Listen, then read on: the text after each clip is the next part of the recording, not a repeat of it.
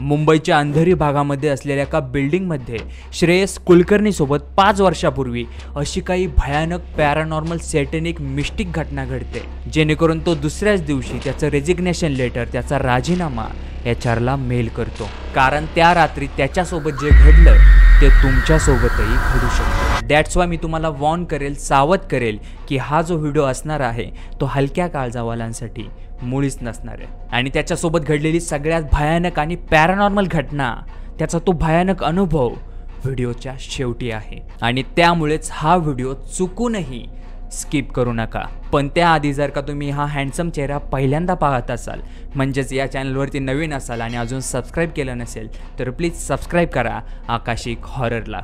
तर श्रेयसने मला त्याची ही आपबीती शेअर केली आहे आणि त्याची ही आपबीती मी तुम्हाला त्याच्या पॉईंट ऑफ व्ह्यूने सांगणार आहे. सो आता सबस्क्राईब केले तर कुठलाही वेळ वाया न घालवता सरळ जाऊयात आपल्या आपबीतीकडे. सो ही घटना माझ्यासोबत 2019च्या ऑगस्टमध्ये घडली होती, जेव्हा एका नवीन स्टार्टअपमध्ये मी ॲज अ फ्रेशर जॉईन झालो होतो. कारण तुम्हाला पण माहिती आहे की एका फ्रेशरसाठी एक्सपिरियन्स किती मॅटर करतो. सो त्यामुळेच मी त्यांच्या कंपनीमध्ये जॉईन झालो. आता मुळात ते एक स्टार्टअप असल्यामुळे त्यांच्याकडे कुठल्याही प्रकारची फंडिंग नव्हती आणि त्यामुळे त्यांचा जो ऑफिस स्टाफ होता तोही कमी होता आणि त्यांचा जो ऑफिस स्पेस होता तो एका जुन्या 10 मजली बिल्डिंगमध्ये होता, कारण तोच आमच्या फाउंडर्सला परवडणारा होता. सो आमचं ऑफिस हे 10व्या मजल्यावरती होतं आणि त्या बिल्डिंगमध्ये जास्त काही ऑफिसेससुद्धा नव्हती. एक मोजून 2-3 ऑफिसेस होती आणि त्यापैकीच आमचं एक होतं. सो मी त्या कंपनीमध्ये जॉईन होऊन एक 3-4 महिने झाले असतील. सो ते ऑफिस खूप नॉर्मल असं होतं. जे वातावरण, जे एन्व्हायरमेंट मी एक्सपेक्ट केलं होतं अगदी तसंच. आता या सगळ्या पिरियडमध्ये माझी फक्त एकच शिफ्ट होती, ती म्हणजे 9 to 5. पण अचानकपणे सडनली आमच्या कंपनीमध्ये, आमच्या स्टार्टअपमध्ये काम वाढू लागलं. त्यामुळेच प्रत्येकजण आता ओव्हरटाईम करायला लागला आणि माझ्याकडे दुसरा कुठलाही ऑप्शन नव्हता ते काम करण्याशिवाय, कारण फ्रेशर होतो मी. तर अशाच एका दिवशी भरपूर काम माझ्या पुढ्यात वाढण्यात आलं आणि माझं दुर्दैव असं की त्या दिवशी बरेचसे लोक सुट्टीवरती होते आणि त्यामध्ये जे काही ऑफिसमध्ये उरले लोक होते तेही आता 5 नंतर डिसॅपिअर होऊ लागले. कारण त्यांचं काम झालं होतं, राहिलं होतं ते फक्त माझं. आणि थोड्या वेळानंतर फायनली त्या संपूर्ण ऑफिसमध्ये मी एकटाच राहतो. आता घड्याळामध्ये रात्रीचे 9-9:30 वाजले होते आणि माझं काम पूर्ण व्हायला अजून 1-2 तास लागणार होते आणि म्हणूनच मी ते काम लवकर उरकण्यासाठी त्यावरती फोकस केला. आता तुम्ही स्वतः इमॅजिन करा की तुम्ही ज्या ऑफिसमध्ये काम करत आहात ते दिवसा किती गजबजलेलं असतं, पण तेच ऑफिस रात्रीच्या वेळी भयान शांततेने माजलेलं असतं. मला तर तेव्हाच भीती वाटली होती जेव्हा ऑफिसमधून सगळे लोक गायब झाले होते आणि त्यामध्येच ऑफिसमधल्या सगळ्या ज्या काही लाईट्स होत्या त्या ऑफ होत्या आणि माझीच ती काय तेवढी लाईट्स ऑन होते. एक थोडासा वेळ गेला असेल, पण तेवढ्यात मला माझ्या पाठीमागून एका ऑफिस चेअरचा आवाज येतो, जसं की कोणीतरी त्यावरती बसला आहे. म्हणजे चेअरवरती बसल्यानंतर नाही का तो आवाज येत, अगदी तोच आवाज.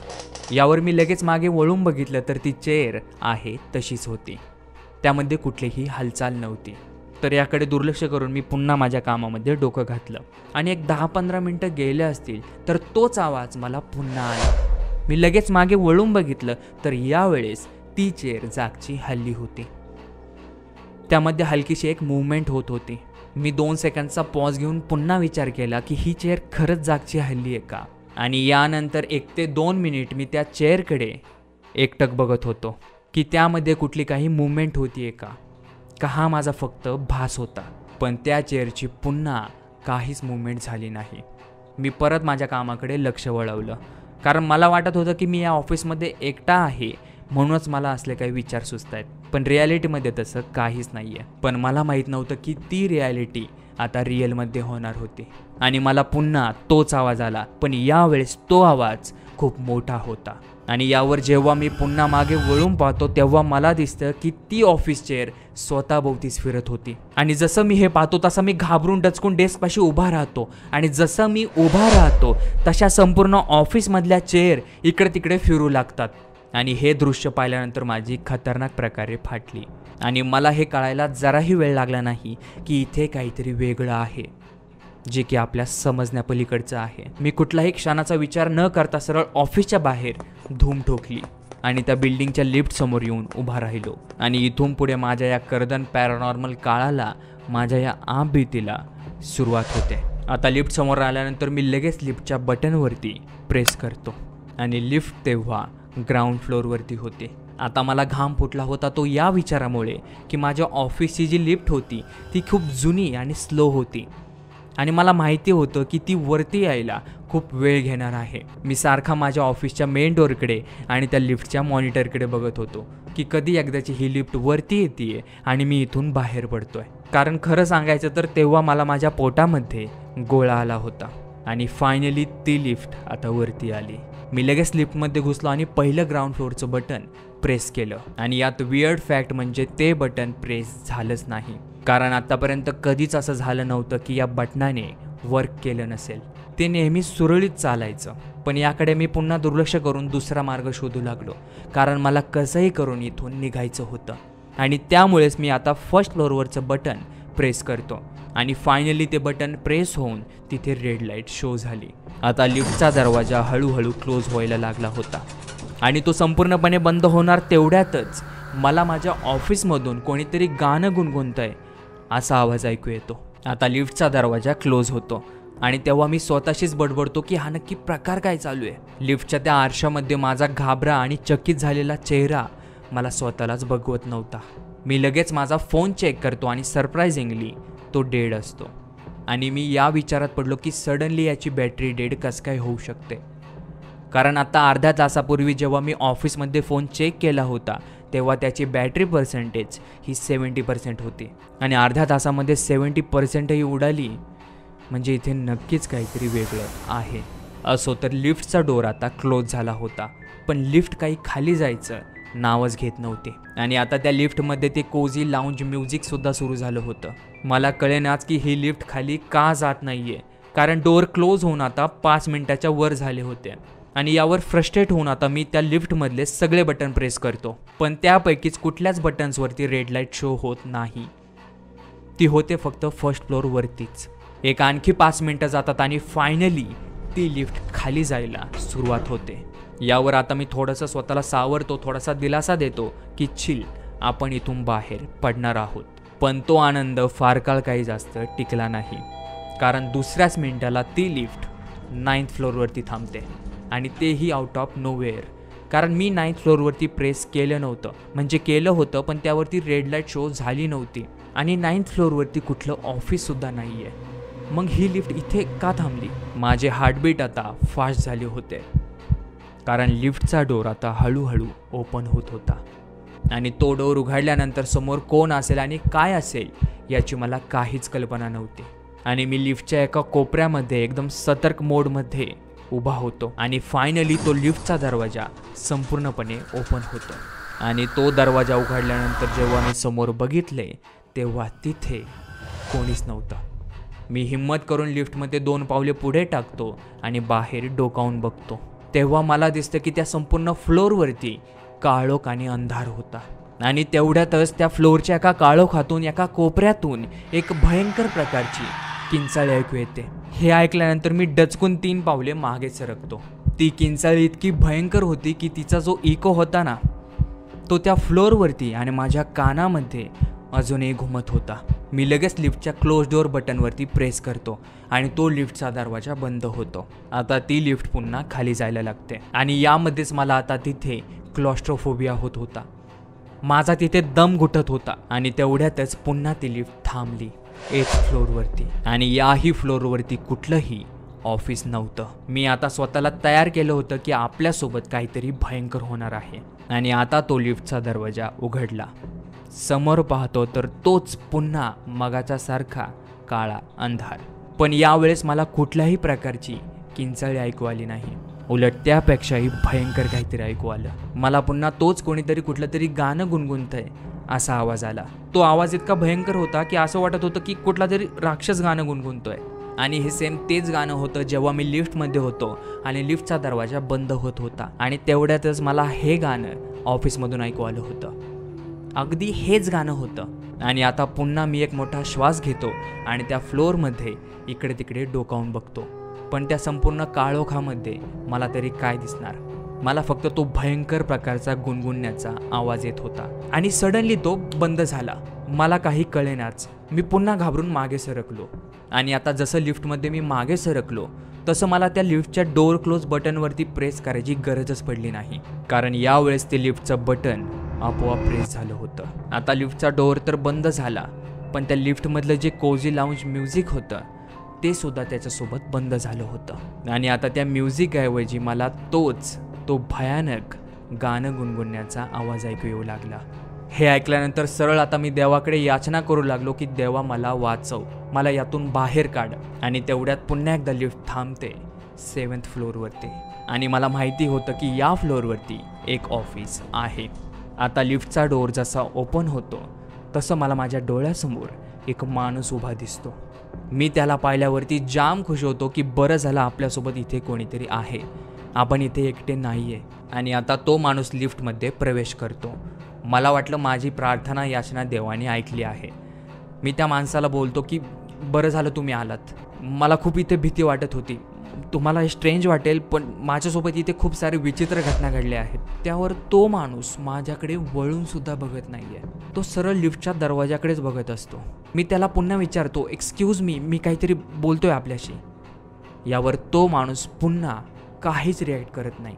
तो सरळ आता 10th फ्लोअरवरचं बटन प्रेस करतो आणि जसं मी हे पाहतो तसा माझ्या डोक्याचा पारा चढतो. मी त्याच्यावर मोठ्याने ओरडतो की हे काय केलं तुम्ही, कोणीच नाही आहे तिथे आणि त्या ऑफिसमध्ये मी काम करतो, तुम्ही नाही. तो माणूस पुन्हा काहीच रिॲक्ट करत नाही. तो एकटक सरळ दरवाजाच्या दिशेने बघत असतो. शेवटी रागामध्ये मी त्याच्या खांद्याला पकडतो आणि मागे वळवतो. आणि जेव्हा तो माणूस मागे वळून बघतो तेव्हा मी शॉक्ड होतो, कारण त्या माणसाच्या डोळ्यामधून आता रक्त वाहत होतं आणि तो माणूस आता माझ्यावरती खूप मोठ्याने ओरडतो. तो आवाज इतका भयंकर असतो की तो मानवी असूच शकत नाही. एकदम राक्षसी असा आवाज होता तो. असं वाटत होतं की कुठला तरी डिमन माझ्यावरती ओरडला आहे. आणि त्यामध्येच आता लिफ्टची लाईट चालू बंद होऊ लागली होती. आणि यामध्ये जेव्हा लिफ्टमध्ये एका सेकंदाचा अंधार होतो तेव्हा तो माणूस त्याच्यामध्येच गायब होतो.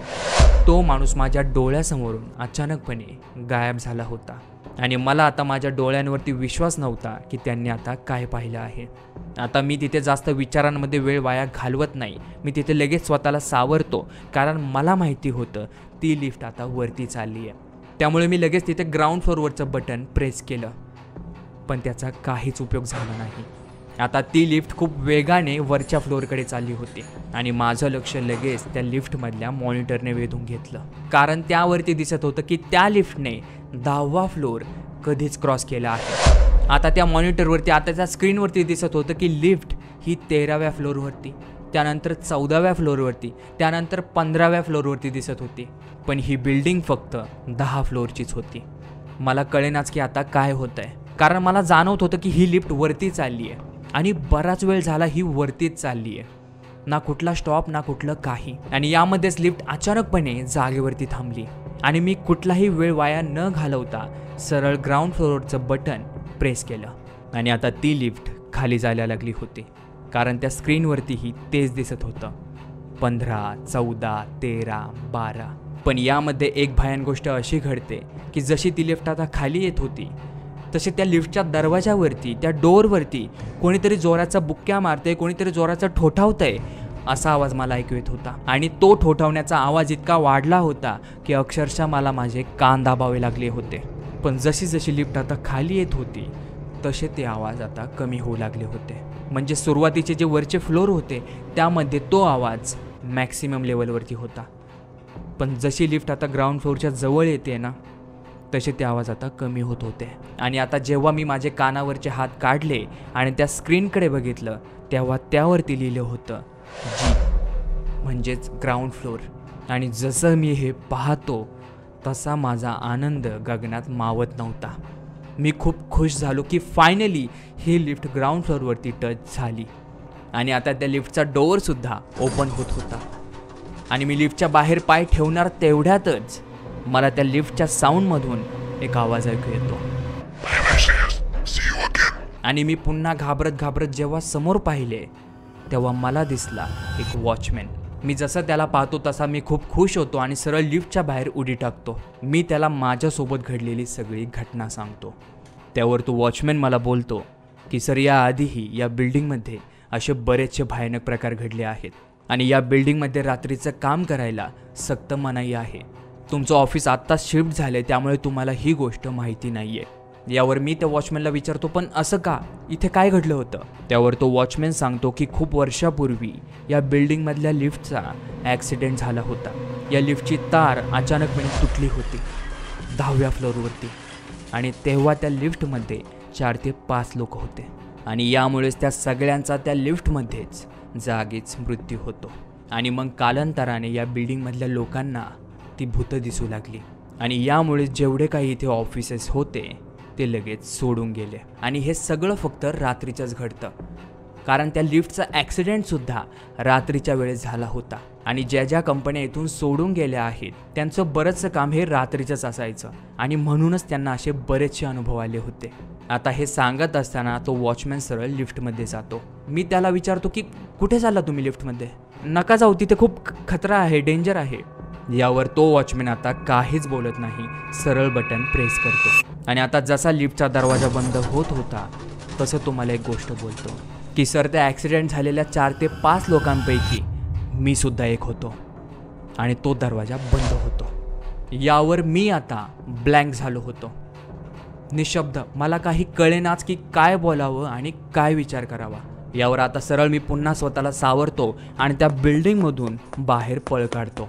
पळता पळता माझ्या लक्षात येतं की या वॉचमॅनला मी याआधी कधीच पाहिलं नव्हतं आणि मला तेव्हा वाटलं की हा नाईट ड्युटीचा वॉचमॅन असेल, पण हा तर कोणी वेगळाच होता. असो, आता एवढं सगळं त्या रात्री माझ्यासोबत घडल्यामुळे मी दुसऱ्याच दिवशी HR मेल करतो माझं रेजिग्नेशन लेटर.